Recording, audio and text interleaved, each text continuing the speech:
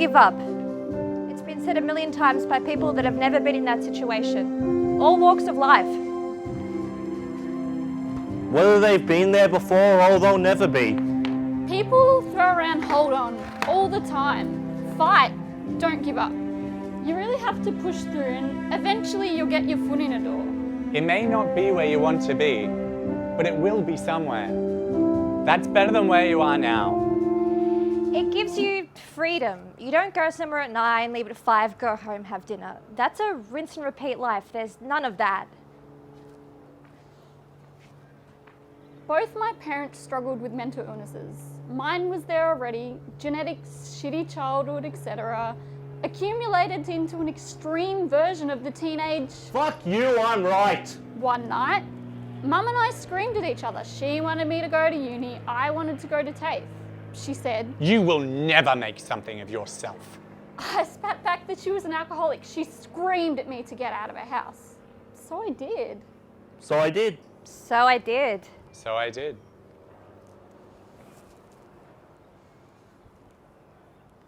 We didn't have a crisis. Yeah, there's the rich people who should be giving more but don't. What are you going to do? One day, the rich kids might actually be nice. I didn't understand what they were fighting for. I thought the whole thing was Tent City. Just a place for people to sleep and hippies. I remember you could see all the hippie stalls and everything. It Seems dead dead now.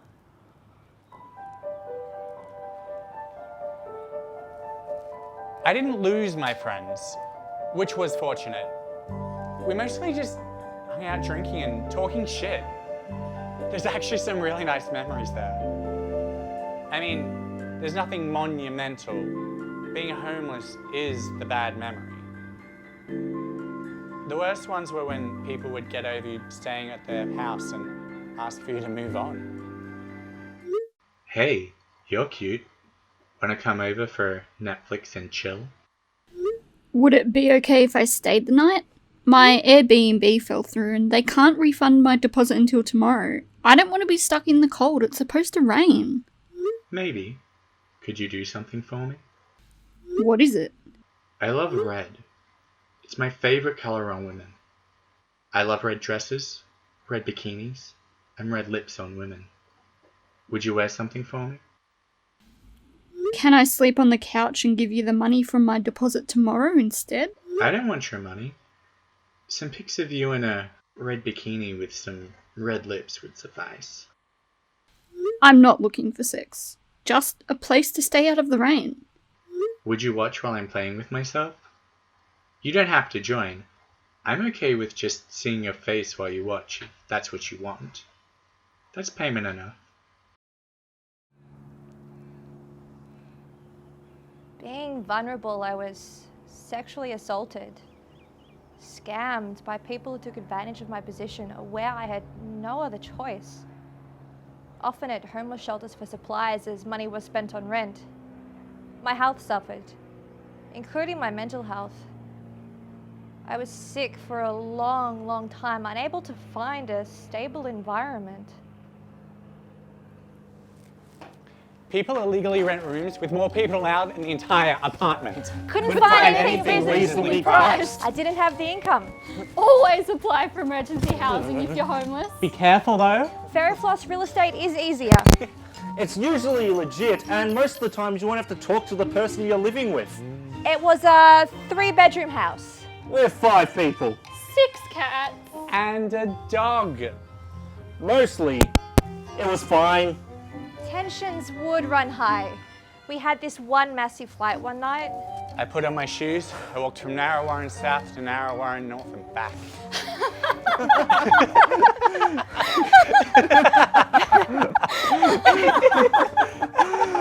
If I turn things into a joke, it doesn't suck anymore.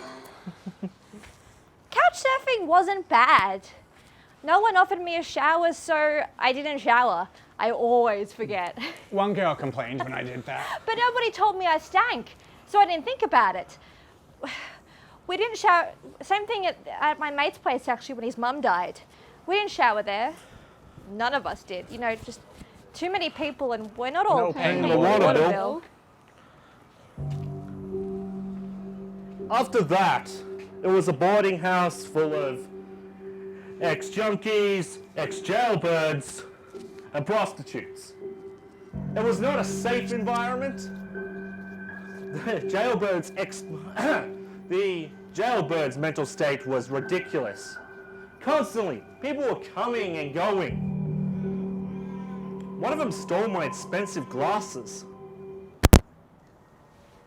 It's a weird feeling. You're in a home. You stay there. But it's not yours. It's hard to describe. It's restrictive. I wasn't represented in the rest of the house. When you move somewhere, you decorate, put up photos or something. There wasn't that. I was given a room of stuff, a bed and some furniture. None of it belonged to me. The biggest moment was buying my own towels. I hadn't had my own towels for years. Nothing was mine. When my ex got emergency housing, we were put up in a hotel. Not a good one. Some water leaked into the bedroom and I slipped and damaged my coccyx. Just bear with me, not too long. I had to half lie to get onto Centrelink. It was shite, absolute shite. They require a fixed address. Most job applications require a fixed address too.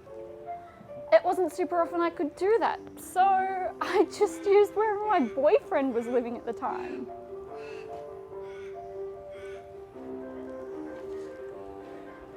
Suddenly cut me off because I couldn't make my appointments.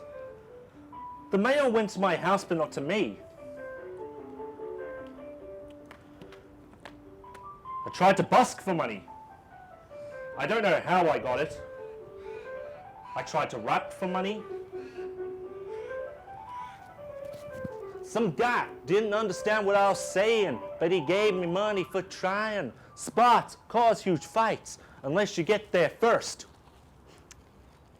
I used my busking money to pay for pads when I couldn't get them from friends. Or I'd use toilet paper at public toilets. That can easily be used if there's no sanitary things. I still do that from time to time when I run out of money.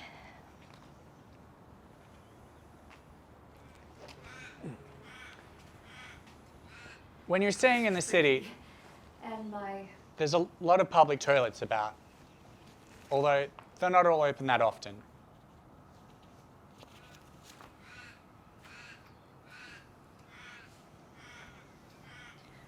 I mean, to this day, when I drink, I pee in bushes. Quite often they're cleaner. I never had that difficulty when I was on the street. when you're a kid, you take for granted things that appear in the bathroom. They're so expensive. You're running low, you tell mum, and more appears. Fantastic! Then suddenly you got to get them yourself. It costs so much. You start with nothing and you don't have it. Oh God, I've washed my hair with dish soap before.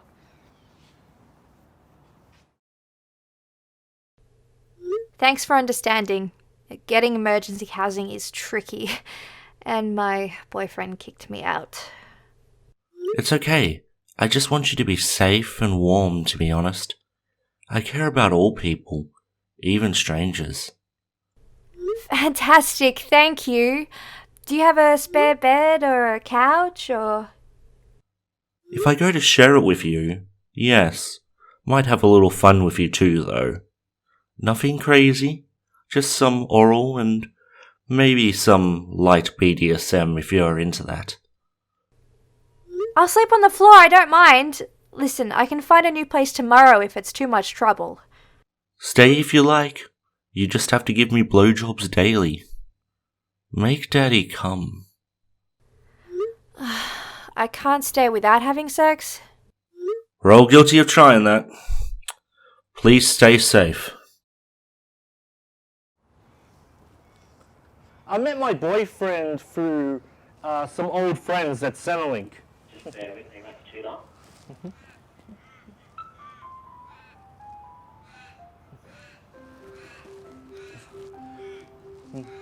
My boyfriend was living with an ex of mine. We met through old city friends at Centrelink.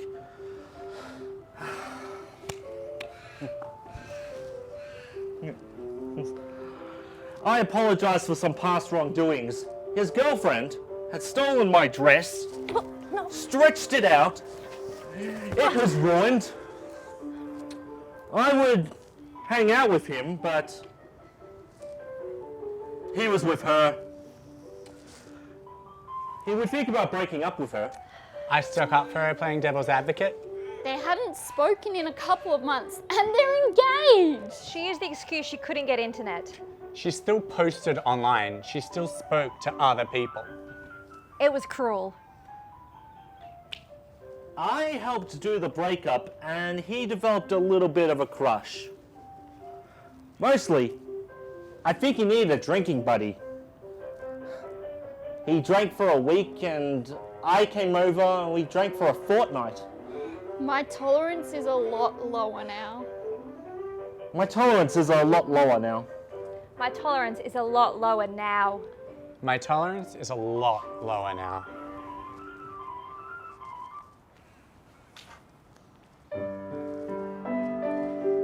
I started drinking for social anxiety after an incident with an ex. I bought some cans with my Christmas money and I only got one. I asked him for a sip of the last can. He'd already started drinking it. He crushed it up and he threw it at me. A glass ashtray ended up hitting my knee, and my knees weren't that good anyway. He threw something else as I was running out. After that, I drank because I had my own money and no one could tell me not to. I drank because I was able to drink. I developed social anxiety because my ex wouldn't let me socialize. I ended up drinking more and more. I'm banned in one bar for throwing up by the pool table.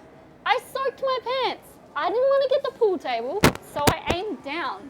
I asked the security guard if I could take my pants off, and he said I could, and then he's like, What? No, go to the bathroom first. I was wearing a second pair of pants underneath and didn't want to get them ruined too. He could tell I was wearing a second pair of pants. I don't know why he was freaking out.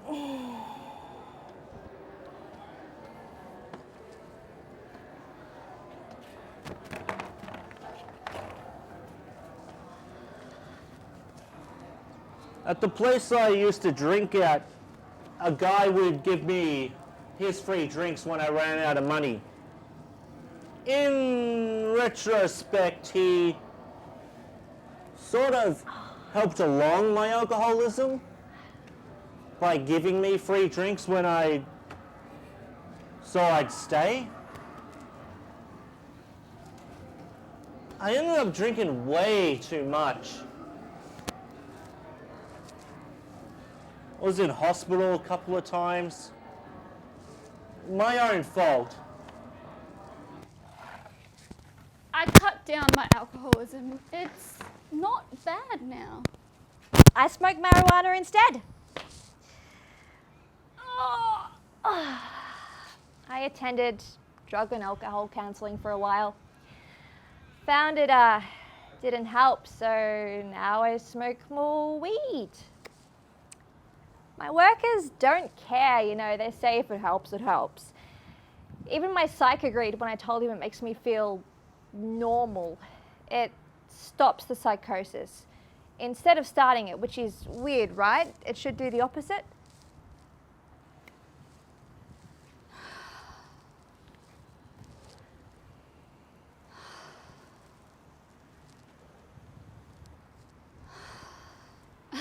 I still have fluid in my lungs. When I have cones, need to lay down too strong. My first one, I was able to walk after. I can't walk anymore when I have weed. Lack of lungs was horrible. I don't find many repercussions. The main thing that causes repercussions is sinusitis. When I get a cold, I feel my glands swell up.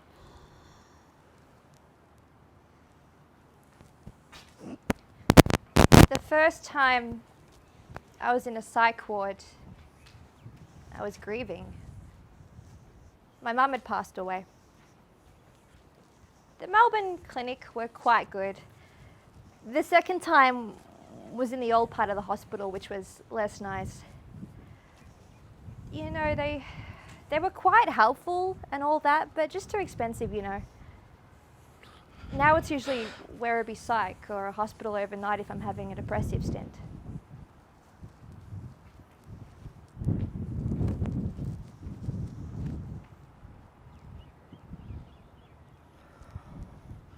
I got glandular fever. It's difficult getting to my appointments with glandular fever.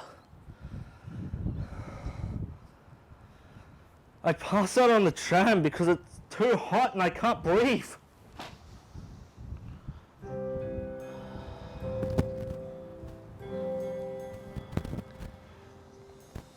I had a year of psychology sessions. There was self-harm at one point. A couple of points, actually.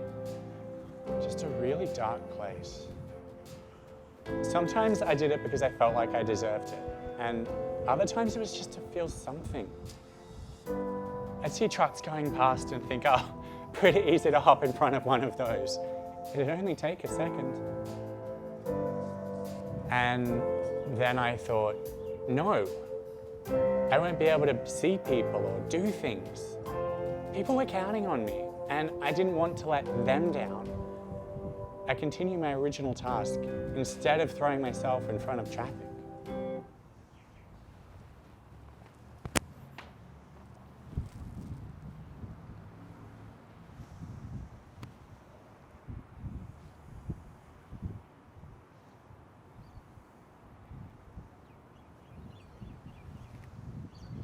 I chose to leave home because Pa was sick at the same time I was. We didn't know what he had and we didn't know what I had. We found out later that he had whooping cough and I had glandular fever. On the streets, I could have killed myself. Half the time I was couch surfing, I ended up living with the homeless commune, Tent City.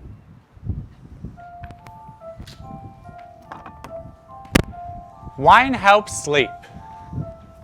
If I knew I'd be sleeping in the city, I'd make sure to get plastered with mates first. If I wasn't with mates, I couldn't get plastered. I'd grab a bottle of something to nip and take little nips to keep warm. It's not actually making you warm, not properly warm. People make a big deal out of people spending money on drugs or alcohol. Don't they understand how hard it is to live on the streets? Alcohol helps you sleep. No one noticed when I slept down a Grave Centre place where the scene kids drink. My mate left early, so I stayed there the night. I was helping out a friend who never had a place to go. So, right, he's not getting to where he needs to be, right? So I stay to keep him warm. Guy comes up, hands me his business card, tells me to call if ever I need help.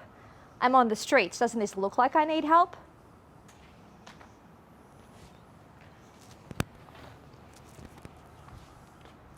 At one point I was pregnant.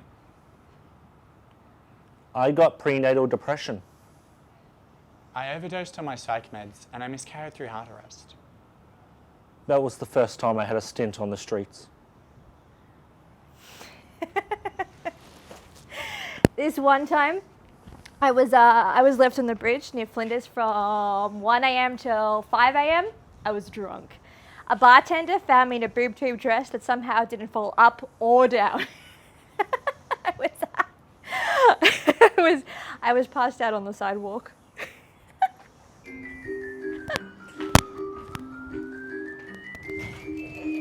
An angry guy from St Kilda stole one of his mate's sleeping spots and another mate's doona. I'm pretty sure he shat right next to the sleeping spot.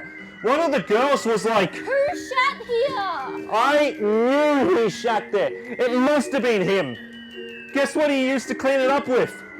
His mate's dinner. When you meet ones like that, it puts you off the whole area. Those girls were hard.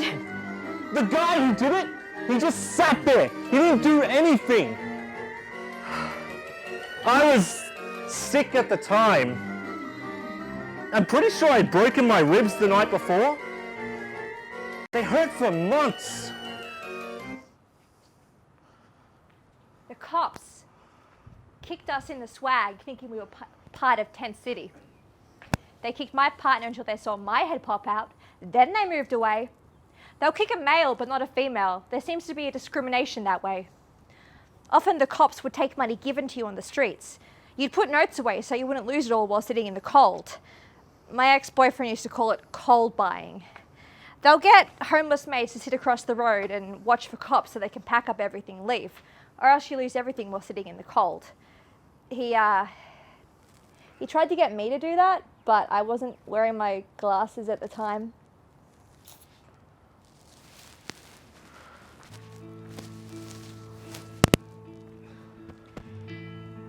When I stayed over at people's places and they thought that I'd stayed over for sex, they keep trying. Of course they keep trying. I'd leave. I'd rather stay on the streets.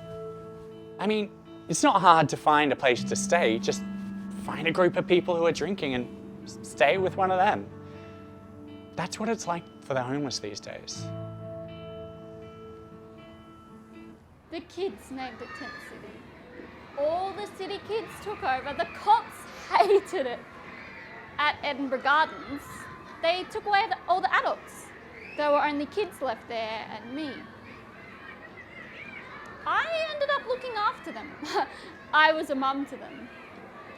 Half of the kids had run away from abusive foster carers, and the DHS workers would say they're putting it on. Seriously? I wouldn't show them where the kids were until they were put in different homes. That worked quite well until I had to leave. I don't remember why that was. It's hard to find a place to stay. People only want me to stay if they can take advantage of me. Seems like it's all I'm good for. You're so wrong. No. There's other means of finding somewhere to stay. It's so hard to find a place without money. The cops won't let me have my tent under the bridge at Flinders anymore. I feel like you've been through some proper traumatic events in your life. You're not wrong, mate. Don't suppose I could stay at yours then? I would, but I still live with my parents. I'm only 18. I don't think they would allow it. I wish That's I could okay. help more though. I wouldn't want to get you in trouble with your folks. So why are you being so nice? Because the world needs more love, that's why.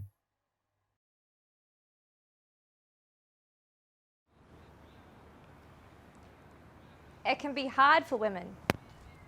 I mean, it can be harder for men. Often men can't find places to stay. No one wants to help a male because they can't angle for something in return. Unless they're a musician. Everyone wants to help the musician. With females, they try and get from you. Why can't I stay at your place without you trying? Ugh. I always had male friends. I found it easier that way. The guys I hung out with didn't pressure me, so I didn't have that problem. It can be hard for guys unless they're in a group or find a good spot.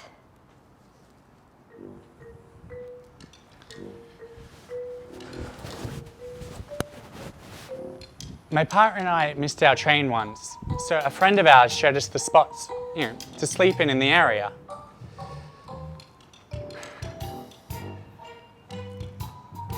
My partner said no to all of them, although some of them did have broken glass.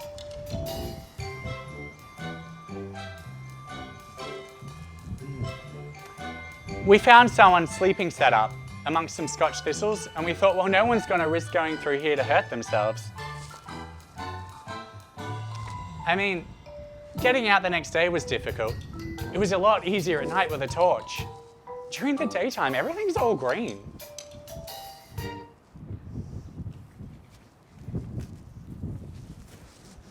I used to live with the homeless on the hill. See, I would sleep in the trees because no one thinks to look up and no one could grab me. It was real difficult getting down in the morning. Oh, I don't know how I did it.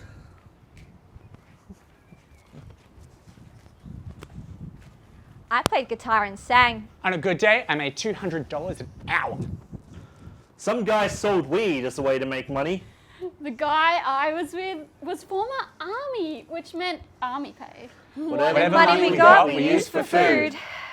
People seem more giving to a female on the streets. Especially she's young and cute. Yeah, the hard and old ones don't really get paid attention to. They'll usually feel sorrier for a female on the street. It's weird. Yeah. Even if she's well dressed, she'll still get money. Yeah, they get money for free hugs. I like the ones that had cans for drink money or weed money. Actually, some guy gave me a $10 bill when he heard I was busking for weed.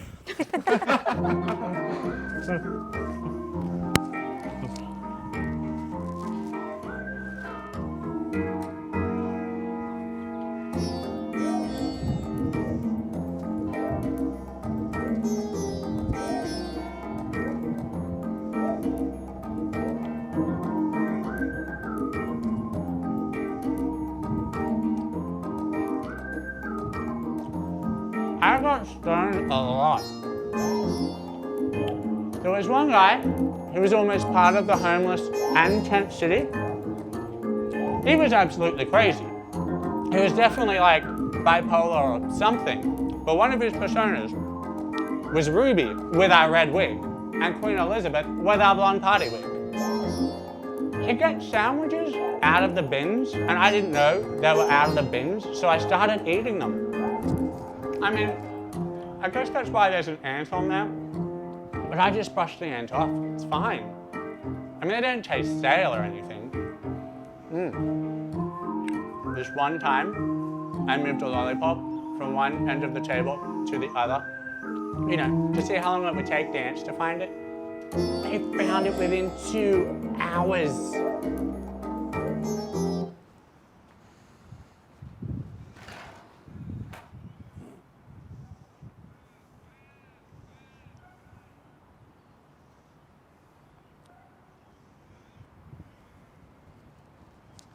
During the tent city days, I slept during the day.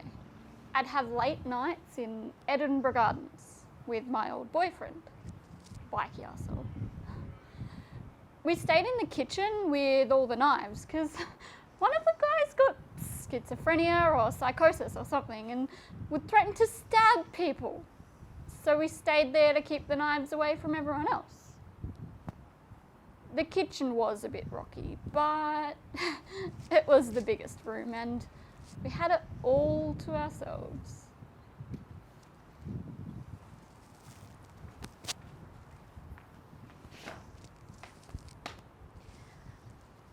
I remember there was a commune tent where we all could sleep. There was a whole bunch of tarps in a line. Of course, the cops said no more tents. We couldn't even put a pole up in the top of our swag. I mean, we could cover our stuff so no one would steal it from underneath our pillows. You couldn't cover your face on the streets. This one guy actually set up this massive tent near Hobo Bridge. The cops moved him along, but it took him a while. Some of Tent City was scared of a dog I used to lay on like a pillow. Although she did kill a possum once. She was a pit bull called Raph. I gave her my blanket because female dogs on wet grass aren't very nice. She claimed it and no one else was allowed to sit there except me. I'd get stoned and lay on the blanket with her. Even my boyfriend was scared of her. He missed his train one night, so I offered a place to stay with the homeless, but he was too scared of the dog. So he ended up sleeping on the hill where no matter where you are, the wind blows on you. He shivered the whole time, so ended up sleeping under the tree with all the concrete instead.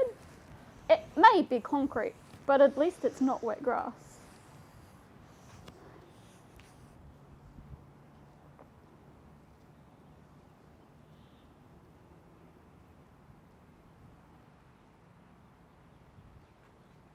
Do you get to know the homeless in St. Kilda? They're different. I wouldn't trust them. I might be judging all of them on one small group I met. They ought not all be like that. In fact, one of them tried to do something nice but ended up doing something bad.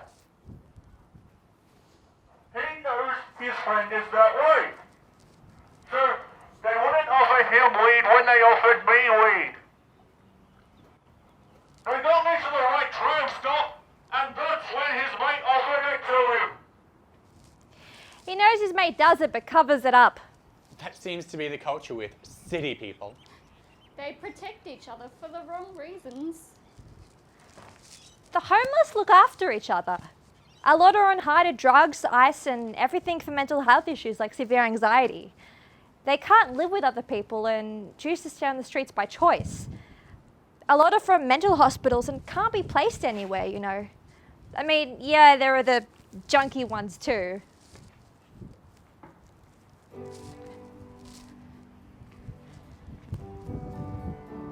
I went back to Edinburgh Gardens recently. It's not home anymore. Everything's changed. There's even a barbecue area that you can drink at. I mean, it's all so different. It's really sad. Even the playgrounds have changed.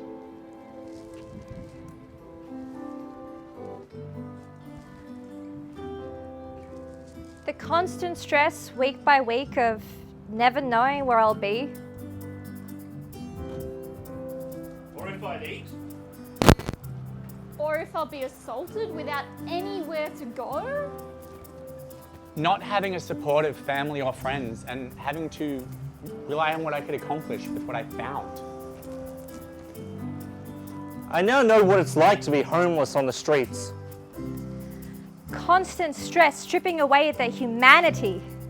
I was able to meet people from different walks of life and gain strength and experience that makes surviving difficult situations easier. Anxiety is high and I'm constantly in survival mode. I'm stronger for having survival instincts. Severe mental illness makes keeping a job difficult. I now have a full-time job that I'm essential in. I've got my own home, one of 2 people renting, and I have 3 cats.